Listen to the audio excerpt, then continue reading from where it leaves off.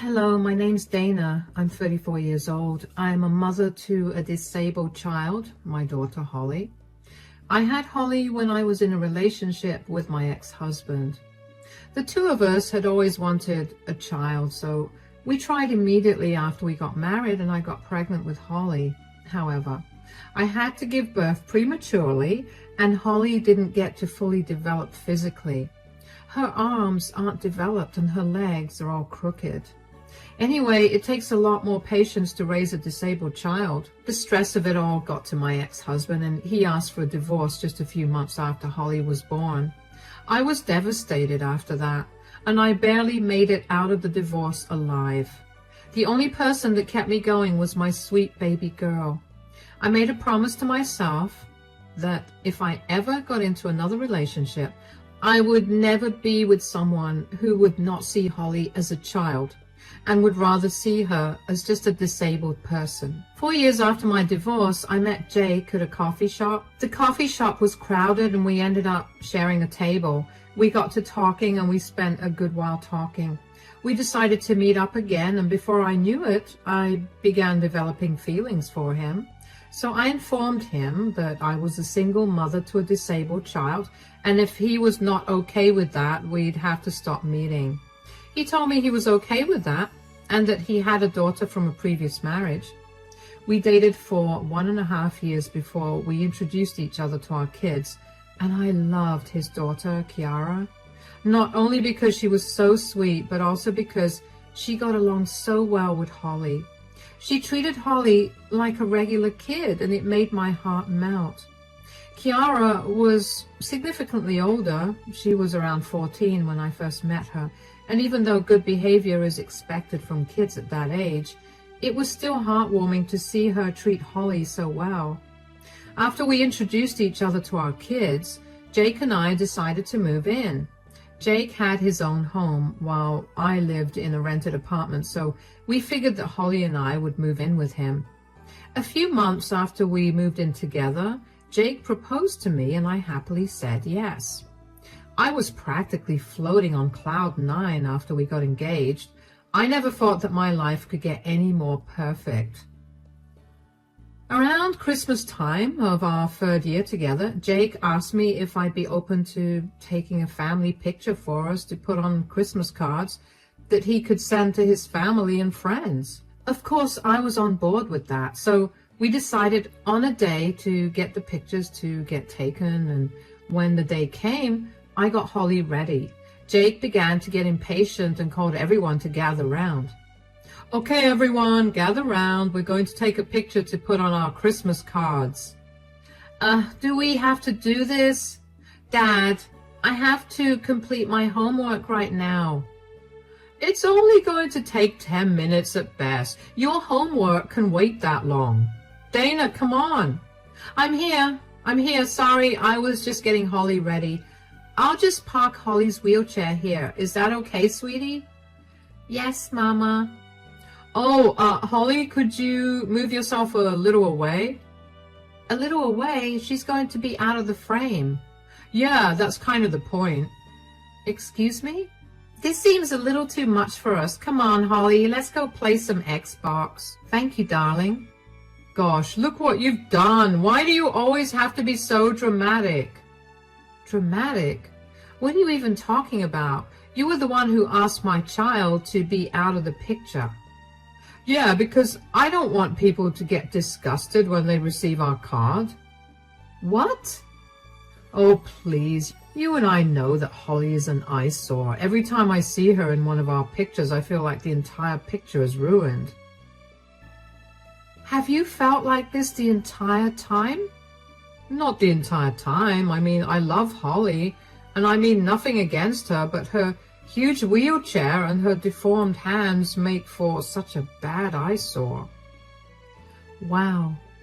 The last thing I expected out of you was to be ableist towards my daughter. That's not it. I just want us to have good family pictures. This is the first time in 4 years that I'm going to be able to take a bigger family picture that's not just Kiara and me.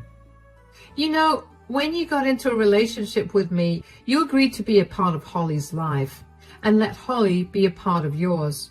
You cannot possibly ask her to not be a part of our family picture.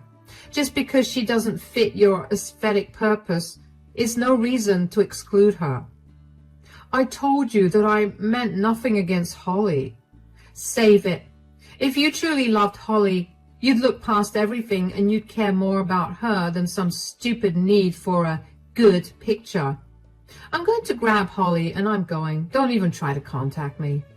Oh, come on. It's not even that deep.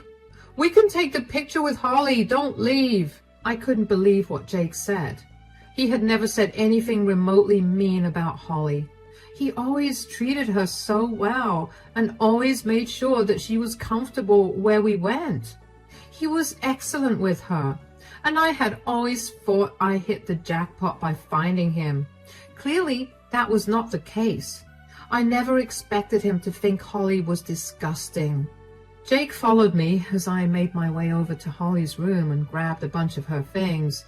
He kept telling me that I was overreacting and that I didn't actually understand what he was saying. I didn't answer him at all and just let him ramble. I went to Kiara's room where Holly was and told her that we were leaving and wheeled her out of the house and into my car. I drove away to my mom's place. My mom looked very concerned when we showed up because I looked so pale. Once inside, I explained to Holly that we were going to be staying with my mom for a little bit, and Holly was understanding. I sat her in front of the TV and went into the dining room so I could talk to my mom. My mom was furious with Jake for the things he said and asked me if I wanted her to babysit Holly while I went and sorted things out. I told her that wasn't necessary.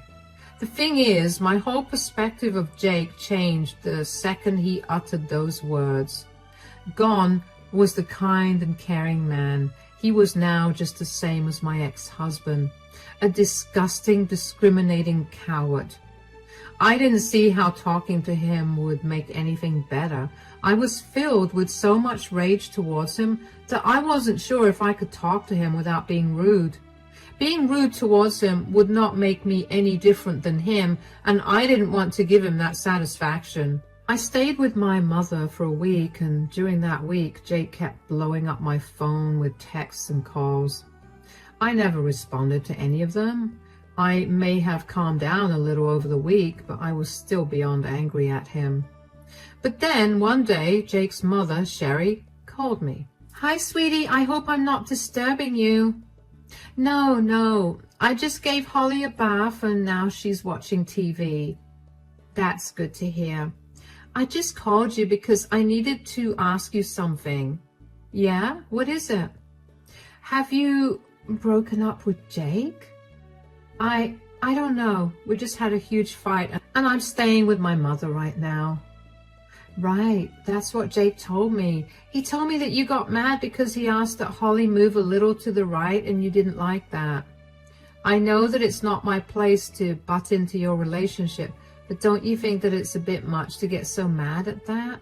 Jake's struggling at home and he's been calling everyone to see if we got in touch with you.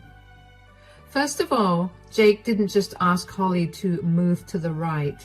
He asked her to move out of the frame. Move out of the frame? Why would he ask that? Because he thinks that Holly is an eyesore that's going to make everyone feel disgusted. What? He cleverly left out the most important detail just to paint me in a bad light. You can ask Kiara and she'll tell you that he wanted Holly out of the frame. Oh my God, I'm so sorry that he said that. I never expected him to think that way. I never even raised him to think that way. I don't know where that came from either. He had never once displayed any signs of dislike towards Holly, especially over her disability. He used to always speak so highly of her whenever he met us. Or actually, now that I think about it, he was always bragging about how much care he took of her. Care? Oh no, he never took any care of Holly. We both decided from the start that we'd each only parent our kids and never the other. Oh, I had no idea. You know what? I'm going to do something about this. What do you mean? Because if you think that yelling at him or even just talking to him is going to change his mind, I don't want it. After talking to you today, I've realized just what a liar Jake is, and I don't want him to be a part of my life anymore. I'm fully on your side in this, but I don't plan on yelling or talking to Jake.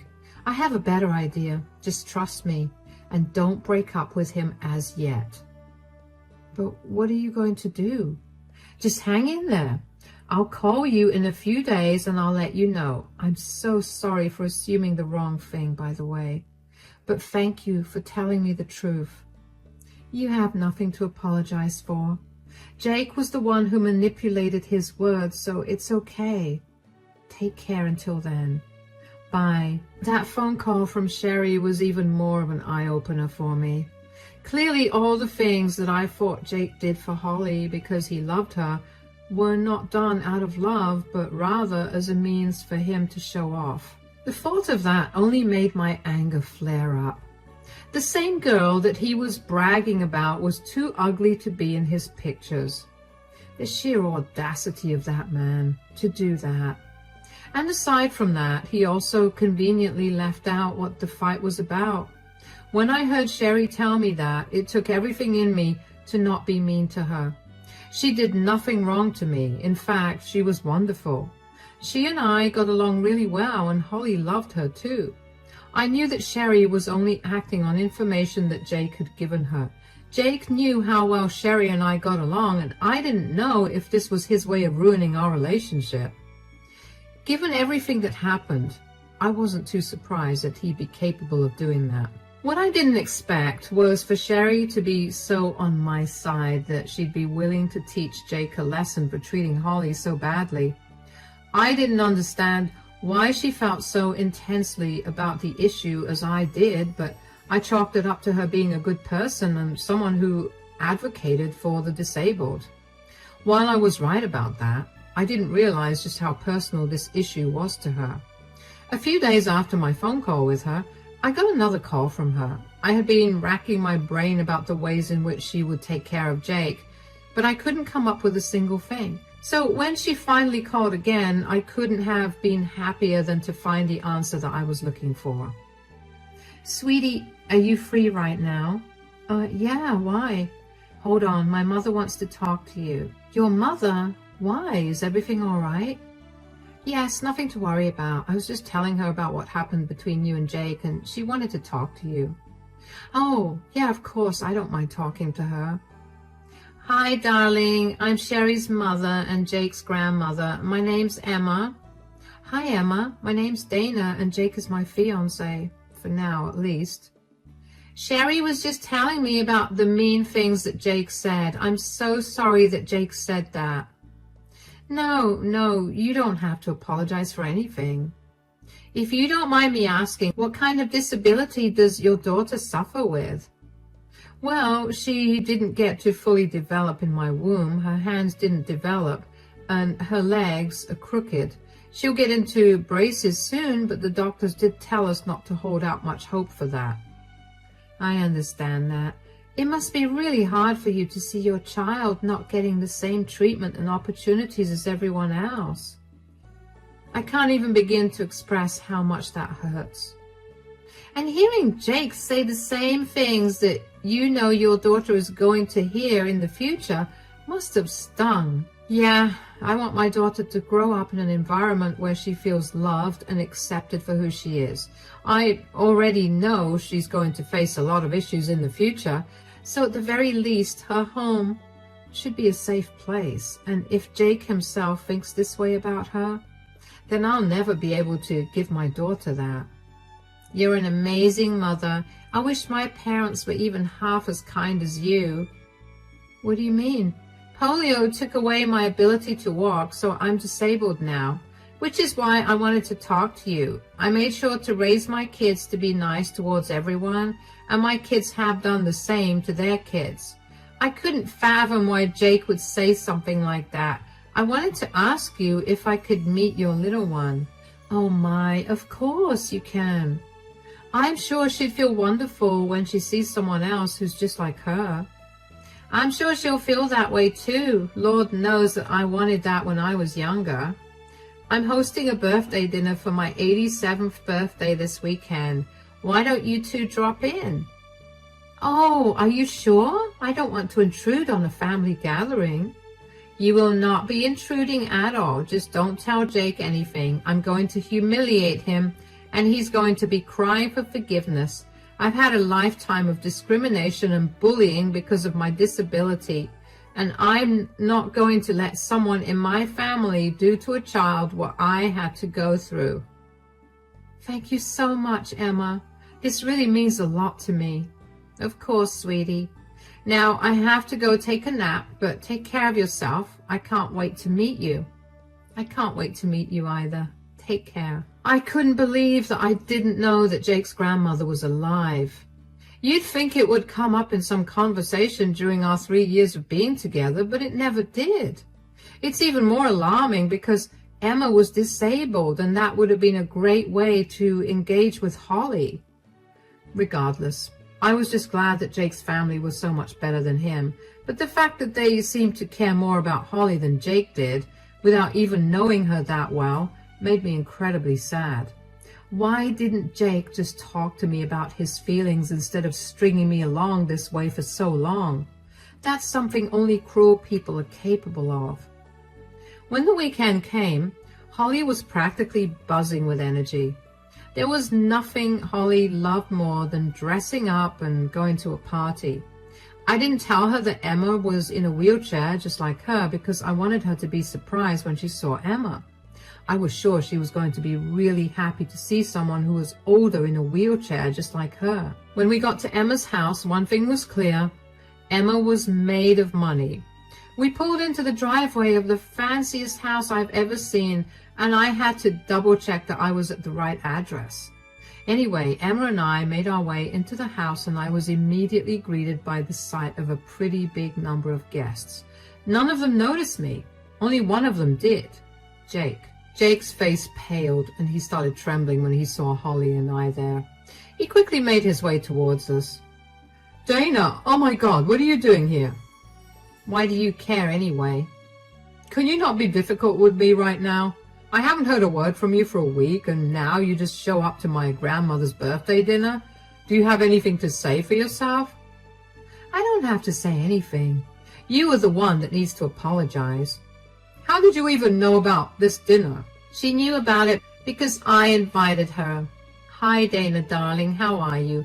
I hope you didn't have much trouble finding the house. I'm doing good. And no, I didn't have any trouble with finding the house. How are you? I'm great. I barely feel like I'm a day over 60. Happy birthday, by the way. Holly, sweetie, wish Grandma Emma a happy birthday. Happy birthday, Grandma Emma. Oh, thank you so much. You're such a pretty girl, Holly. And you look just like me, but older. Holly.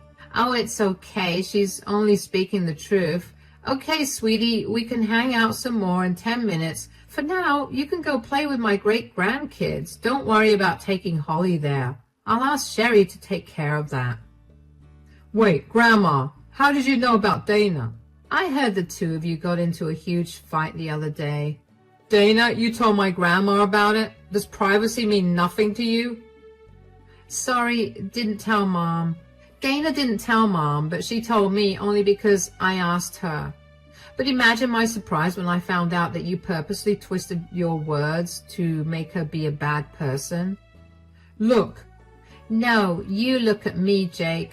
You know firsthand how I feel about people making fun of or treating disabled people differently. You know how I've been very adamant about all of you being empathetic towards the disabled. So to hear that you were so blatantly rude to a child, that was beyond shocking. You can't force your values onto anyone, and what goes on in my house has nothing to do with you. Don't you dare talk to your grandmother that way. No, you know what? I'm sick and tired of being the bad guy. You wouldn't be the bad guy if you just behaved decently. I did. I didn't even once imply that I hated or disliked Holly. I just didn't want her ruining the picture. That's not even hurtful.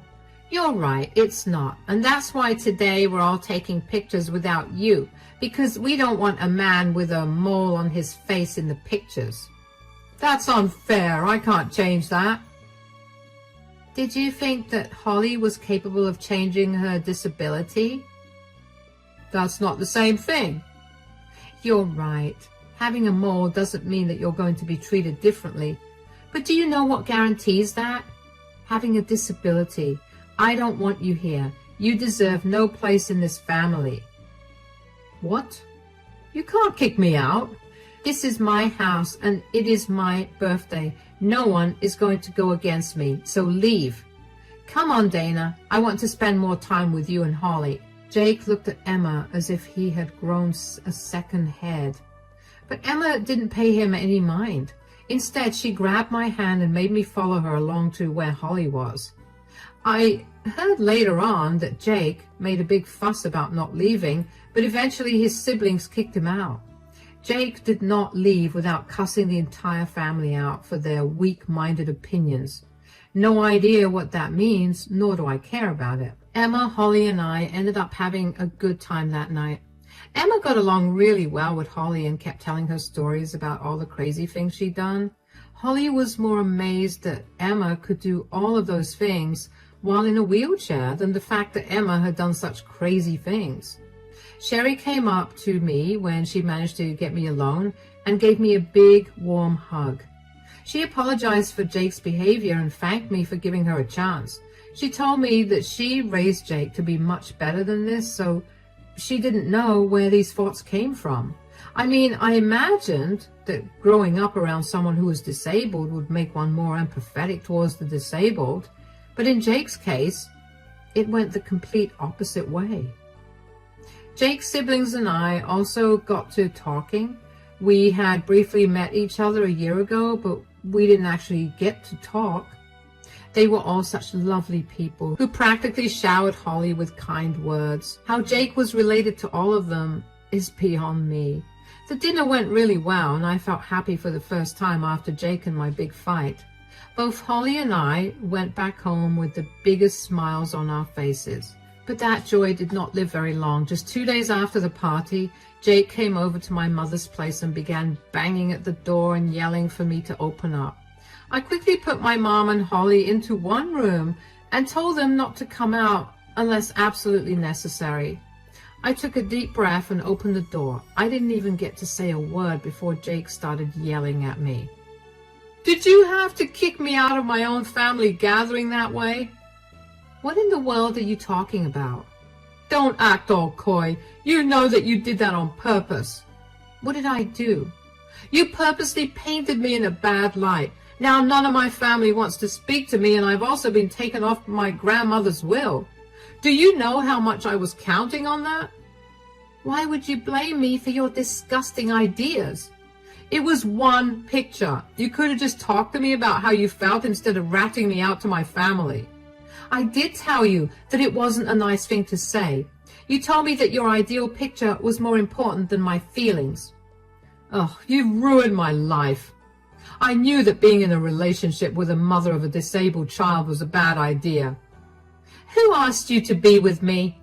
I warned you clearly when we first started dating that my girl would be my priority, and if you did anything to hurt her, we'd be done. I didn't know how intensely your family felt about the disabled, but I'm very glad that they do, because it shows me that you're the only one with disgusting values. I'm going to make you pay for what you've done to me." "What do you want me to pay for? A lesson in ethics and morality? Because I hope what's happened here has been enough." "You're impossible. You need to talk to my mom and my grandmother about this. Tell them you were lying and get them to talk to me again." "I don't have to do any of that. I did not lie, and they're angry at you for not only saying disgusting things, but also for lying to them. You started this, so you can finish it yourself. Goodbye." Nothing felt more satisfying than slamming the door shut in Jake's face. Jake looked stunned when I told him that he was at fault for what he did, and I don't know why either. How much self-awareness and common sense do you have to lack to not see what you're at fault in? Jake kept ringing the doorbell to get me to come and talk to him. I simply told him through the door that if he continued to remain on my mother's property, I would call the police. He left pretty quickly after that. Good riddance. Needless to say, the engagement got called off. Jake and I broke up and things went back to normal after that. The only change was that Sherry and Emma became a new constant in our lives. Emma and Holly pretty much became best friends, and Holly always asked to go over to Emma's. It was so heartwarming to see Holly feel like she wasn't different and to see her in her element like that. Sherry and I became close too. She was a lot like my mother, and it felt comforting to be around her. Jake was actually cut off from the rest of the family. Sherry told me that while it hurt her to do that, what hurt even more was to see Jake have such views even after being around a disabled person all his life. I understood her pain because I too lost someone I loved so much. The last thing I expected was a partner who was ableist. Turns out it wasn't only Sherry and Emma's side of the family that cut Jake off. Jake's daughter, Kiara, also decided that she was done with her father. As soon as she turned 16, she moved in with Sherry. Jake never tried to fight for custody because he thought that Kiara was also brainwashed with his family's ideals. I can't believe that I had ever loved him, but I was glad that I got to spend more time with Kiara and that Kiara and Holly got to be with each other again. I only had to meet Jake one more time after we broke up, and that was only to move my things out of his house. Jake did not hold back from insulting me and throwing all kinds of words at me for ruining his life. I barely paid him any mind, and that only angered him more. It got to a point where he lunged towards me, but thankfully I saw him coming towards me out of the corner of my eye and moved out of his way. I told him to keep his anger to himself, and I will call the cops myself and get him arrested for trying to hurt me. Jake huffed and left the house. I quickly grabbed my stuff and practically ran out of the house. Only after I was a safe distance away from Jake's house did I finally break down. I hadn't shed a single tear since everything that happened, but him almost laying his hands on me was the final straw. Of course, I got a restraining order against Jake because I didn't want him to get anywhere near me or Holly. Sherry and Emma were furious when they heard about what Jake had done, and only reached out to him to let him know that if he tried anything more, they were going to contact his uncle, who was his boss, and they would get him fired. Jake was silent after that. It's been a wild ride so far, but I finally got my own place and Holly is happy. I may have lost Jake, but I ended up gaining a whole new family after he left. And I couldn't be any happier about it. Thank you for listening.